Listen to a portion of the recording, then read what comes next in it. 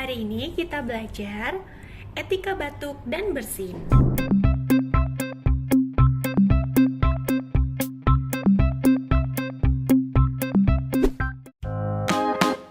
Jika ada temanmu yang batuk seperti ini salah ya, tidak baik.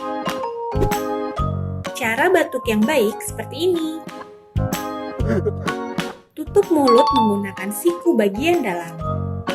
Jika ada temanmu yang sedang makan lalu bersin seperti ini, jangan ditiru karena ini cara yang salah. Cara yang benar adalah tutup mulut saat bersin menggunakan tisu atau sapu tangan. Jika ada temanmu yang bersin dan batuk seperti ini di hadapanmu, ini bisa menularkan banyak virus. Cara yang benar adalah dengan menggunakan masker. Yuk mulai hari ini kita belajar